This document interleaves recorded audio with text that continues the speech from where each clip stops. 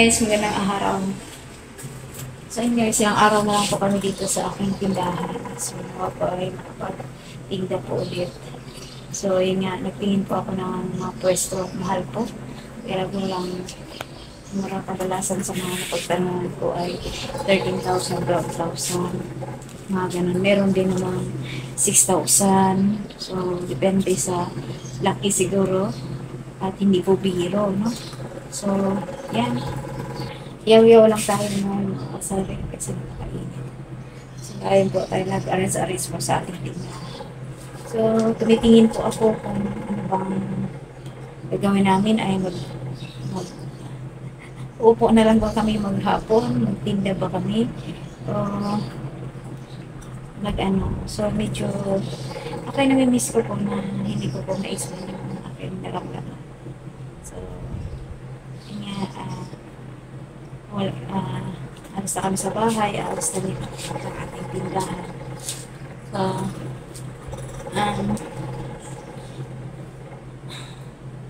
maraming tanong sa mga iba. Kung gaya madami yung tanong, saan kayo lilipat, nakalipat na po kami ng bahay. Pero yung tindahan natin, andito po rin sa ngayon. So, malapit ilang araw lang po ang ginugugol natin dito sa tindahan, dito po.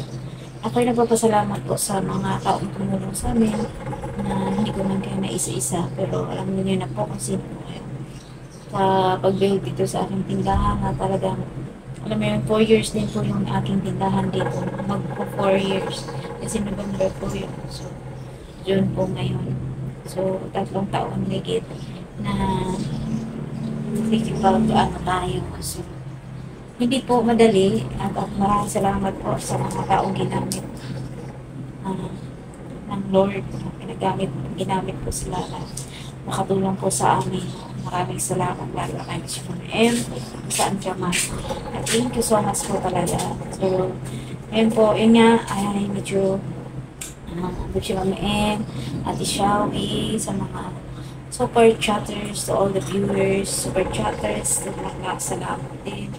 M, salamat talaga sa, alam mo yun, dating walang bubong. Maraming salamat kay Paring Wax at Mars Rose mula sa kapitbahay namin na, alam mo yun, na kusang tumulong na hindi po nakapalit at walang bayan at willing pa silang ginawa po yung bubong ko. Alam mo yun po, nasa mga vlog ko po yun. Kaya maraming salamat po.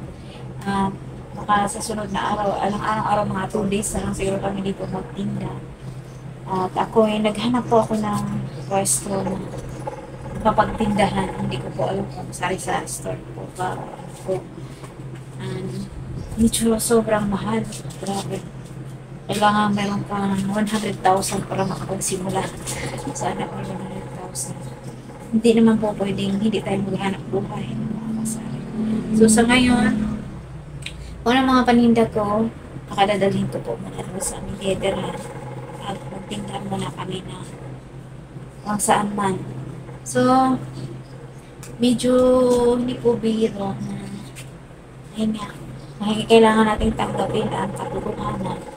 Pero kahit ganun po, nandun pa rin po yung, syempre nalulungkot ka, sad ang puso mo, sad ka. Pero ako naman ay tanggap ko naman na ganun po. Pero kahit tanggap na, andun pa rin yung nalulungkot ka. So, kanina galing po kami sa cemetery na sinasabi ko lang sa asawa ko alis na nga kami dito. Parang nagsusunod tayo na, alam mo yun, hindi mo talaga sumasagot. Pero ang sumasagot lang talaga ang ating sumbungan ay ang walang iba kundi ang Panginoong Jesucristo lang. Lahat ng mga hinanaing pasanin natin sa buhay ay dapat talaga natin ilibigong kung ano na yung ating mga pangangailangan sa bawat araw ng ating buhay. Alam mo yun, bilang tao po ay talagang gano'n.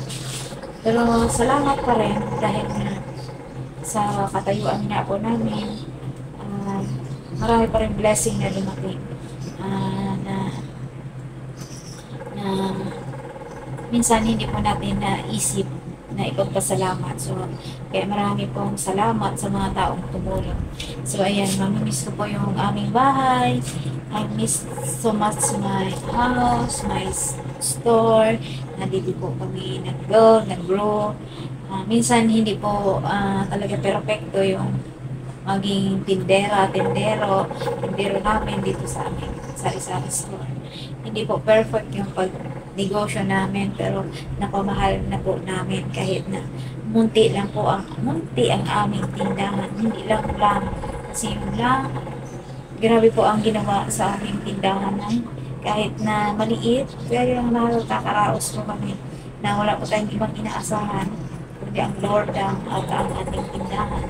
Na alam mo po yun na maging para sa iba, hindi sila makontento dun sa ating kita, no? Naalala ko nga ang sabi niya ni Ibon Bautista, na sabi niya, grabe paano mo napagkasyati din yung mga benta mo. Siyempre yung benta mo sa wala pang 1,000, 500, 400. Pag binawasan mo yun, wala ka nang ibibili. Pero salamat talaga sa Lord na ganun pa man nakakaraos kami. Hindi lang sa nakakain kami, na-sustain din namin yung aming bayarin sa tubig, ilaw, ganun. At alam mo yon, kahit minsan nawalan po tayo tinda, hindi pa nawalan. Minsan hindi po tayo nawalan ng paninda para kumunti ang ating mga paninda. Minsan nagsabi sa atin na, oh, nasaan na yung mga paninda nyo? Bakit ganito na lang? Mga ganon, dami pong mga tanong sa ating dito sa ating pag-YouTube. Pero ano yan, naraos po natin. Salamat sa mga taong tumulong. Grabe talaga, sobrang biyaya sa Lord na hindi ko man kayo kilala, pero nakita nyo lang po ako nagpa-vlog. Salamat po talaga. Talagang, alam mo yun, nagbigay kayo ng pag-asa, ginamit kayo ng Lord para kami ay magkaroon ng pag-asa at makaraos. So, thank you so much po talaga as we shall we, and to all super chatters, members. Thank you so much. And I really appreciate you all of you guys. And sa sinik naming journey, na patuloy po kayo sumaybay sa amin. At yun lang guys, pasalamat lang po ako na nalulungkot po ako. Na hindi ko po maintindihan yung aking naramdaman ngayon. At mga siguro 2 days na lang po kami dito. Kasi nga, pag nagtagal kami, parang nakakapagod na, alam mo yun, mahirap araw-araw kami punta dito. Tapos, yung benta namin, ganun, 200, 150. Tapos, minsan tinanghali po kami kasi alam mo yun, masarap kasi pang matulog. Tapos, maisip mo na pupunta ka dito magbukas. Kasi alam niyo po, ang aking tindahan, hindi naman po as in busy talaga. Pero, pag nasa bahay ka, malaking bagay na po. So, yun. At maraming salamat po sa mga customer namin dito na pinadala ng Panginoon para sa amin. Salamat na upulain po sila. Na marami po tayong na-experience dito na mga customer, iba-ibang ugali. Na minsan may magsabi sa inyo na nakatulong kami sa inyo kasi mabili kami sa inyo. Sabihan ka ng ganon. Meron namang iba na iba yung interpretasyon. Pinapautang, bayaran ko naman yan. Kang mag-alala pero wala kang sinasabi. Minsan marami kang na-encounter na dito rin ako nagkaroon ng fake na 1,000 peso, no? Sa mga bata, naranasan kong nag-share pamamagitan kay Bishop. Naranasan natin nakapagbigay saya sa mga bata, nakapagbigay ng munting tulong sa kanilang pagpangiti. At naranasan ko rin po na iba-iba po yung ating naranasan. Pero kahit ganun pa man, ako ay nagpasalamat po doon na tinuruan po tayo na paano tayo maging mabuti sa iba. No? Tapos meron po akong iba ding tao na ayaw masagian sa kanilang tahanan. Alam mo yun? So, kung wala ka talagang pasyensya bilang sa pagtitinda, ay talagang marami kang makakaaway.